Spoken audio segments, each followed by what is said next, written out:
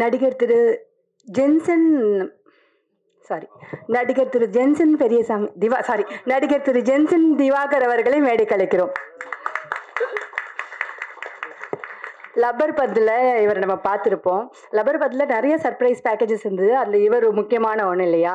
So அதில் நம்மளை ஆச்சரியப்படுத்தின மாதிரி இந்த படத்துலையும் நம்மளை இவர் ஆச்சரியப்படுத்துவார் அப்படின்னு நம்புவோம். இந்த படத்தில் அவர் நடித்த அனுபவங்களையும் இந்த படத்தில் அவருக்கு இருக்கிற அனுபவங்களையும் நம்மக்கிட்ட பகிர்ந்துக்குமாறு ஒரு சில வார்த்தைகள் பேசுமாறு திரு ஜென்சன் திவாகர் அவர்களை மேடை கலைக்கிறோம். பயங்கர படபடப்பாக இருக்குது. வந்திருக்கிற எல்லாத்துக்கும் வணக்கம். வந்தோடனே மேடை ஏற்றிட்டாங்க. தானு சார் அழகாக சொல்லுவார்ல, இன்ப நாள் இது, இனிய நாள் இது. அந்த மாதிரி எங்கள் நக்லைட்ஸ் குழுவுக்கு இன்ப நாள் இது, இனிய நாள் இது. ஒரு 7.5-8 வருஷத்துக்கு முன்னாடி பெரிய கனவுகளோட ஆரம்பித்தோன்னெலாம் சொல்ல முடியாது. ரொம்ப ரொம்ப ஜாலியாக யதார்த்தமாக ஏதாவது ஒன்று பண்ணலாம் அப்படின்னு ஒரு ஒரு ஒரு ஒரு 8-10 பேர் சேர்ந்து ஆரம்பித்தோன்னு கூட சொல்ல முடியாது. சும்மா அப்படி யதார்த்தமாக அப்படி நடந்த ஒரு விஷயந்தான். சொல்லுவாங்கள்ல, யதார்த்தமாக நாங்கள் யூடியூப் சேனல் ஆரம்பித்தப்போ அந்த மாதிரி நாங்களும் ஆரம்பித்தோம். அரசியல் நையாண்டிகள் பண்ண ஆரம்பித்து அது இன்னைக்கு சோஷியல் செட்டையர் பண்ணி இன்னைக்கு இந்த ஃபார்மில் வந்து நிற்கிறது வந்து ரொம்ப சரியலாக இருக்குது. திட்டமிடுதல் இருந்தது, இல்லைன்னு சொல்ல முடியாது.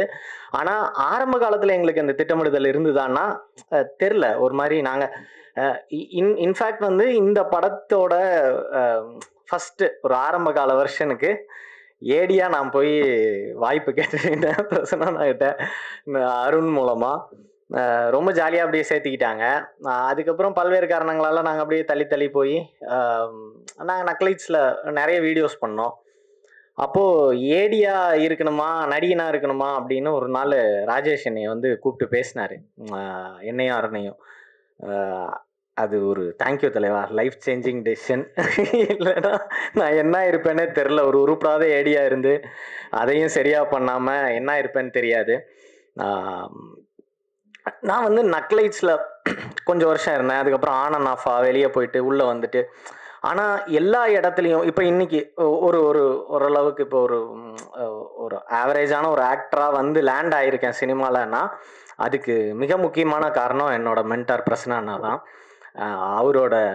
அவரோட எல்லா அடிப்படைகளையும் எடுத்துக்கிட்டு நான் வேலை செஞ்சது மட்டுமே தான் இன்றைக்கி நான் இங்கே நிற்கிறதுக்கான காரணம். அதுக்கு வந்து ரொம்ப நன்றிண்ணா. எங்கள் டீம் சுஜித் ஆகட்டும், கண்ணன் ஆகட்டும், நாங்கள் எல்லாம் கிட்டத்தட்ட நிவி ஆகட்டும், நாங்கள் எல்லோரும் கிட்டத்தட்ட ஒரே காலகட்டத்தில் எங்களோட கெரியர் ஆரம்பித்தோம். இன்றைக்கி இங்கே நாங்கள் பிளேஸ் ஆகிருக்கிறது வந்து ரொம்ப ரொம்ப மகிழ்ச்சியான ஒரு